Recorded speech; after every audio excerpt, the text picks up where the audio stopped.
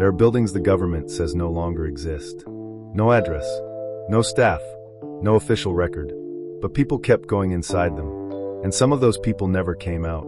Their last signals traced to places erased from maps. Their files end mid-sentence. Their names sealed behind redactions. No crime scenes. No witnesses. No answers. Just a question that echoes through forgotten corridors. What happens when a place is shut down, but never truly shut off? There are places that were never meant to be remembered. Not abandoned, retired. Not destroyed, sealed. Facilities that once operated quietly on the margins of public awareness, then slipped from record as priorities changed, budgets shifted, and oversight dissolved. And yet, long after their doors were locked, people continued to disappear around them. Not all at once, not loudly, but consistently enough to leave a pattern. This is the story of the Echoing Archive, a trail of unsolved vanishings connected to government sites that no longer officially exist. Act I, the places that vanished first. Across the country, there are facilities missing from modern maps. Decommissioned research labs, auxiliary military annexes, data storage centers built during earlier eras of conflict and paranoia. Some were experimental, some were temporary, some were never fully acknowledged. Their paper trails end abruptly, often with language like operations concluded or site consolidated. But consolidation does not erase geography. The buildings remain, the infrastructure remains, and in certain cases, so do the disappearances. Act 2, the first gaps. The earliest cases don't raise alarms. A contract technician fails to report back after a site visit. A maintenance worker never returns from a late shift. A researcher resigns, then vanishes before relocating. Each incident is treated as isolated. Adults are allowed to disappear.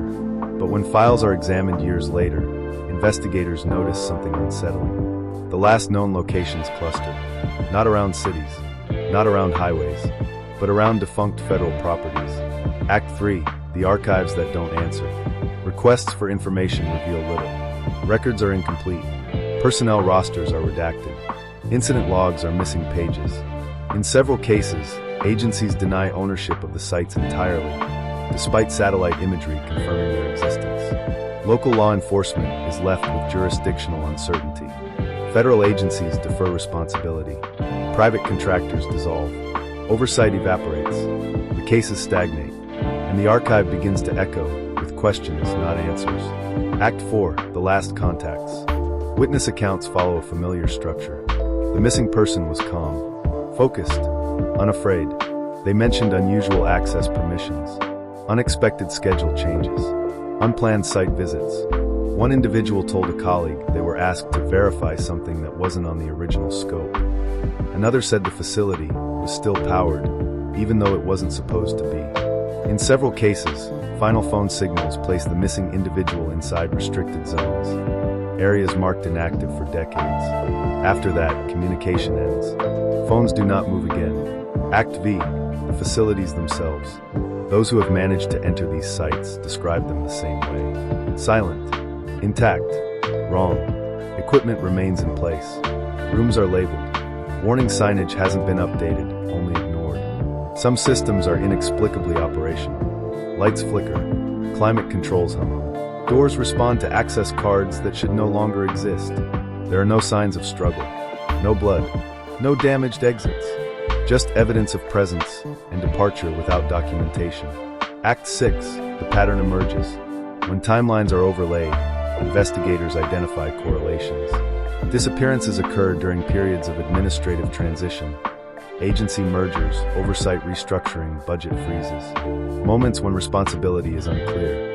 Moments when accountability thins. Several missing individuals had roles involving audits, compliance reviews, or data verification. They weren't whistleblowers, but they were close enough to see inconsistencies. Act 7, theories that stay quiet. There are theories, but few are spoken publicly. One suggests classified projects were never fully shut down, only buried deeper.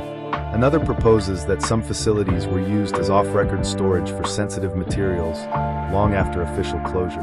A third theory is simpler and more disturbing, that these sites became blind spots, places where oversight ceased but access did not, where someone could disappear and the system would not notice.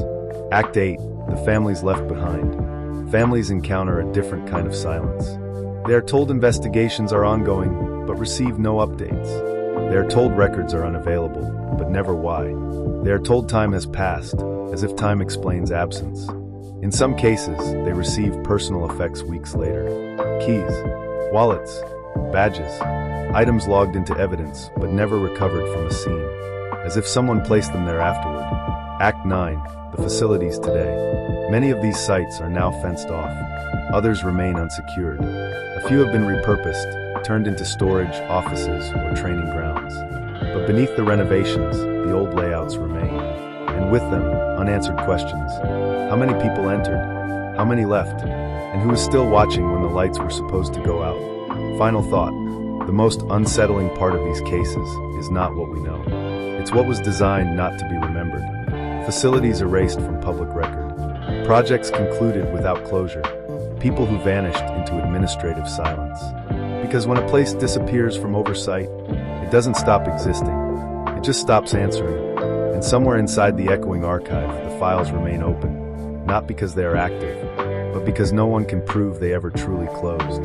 The question is not whether these vanishings are connected. It's whether the systems meant to prevent them were already gone. And whether the silence we hear now is the sound of something still operating in the dark.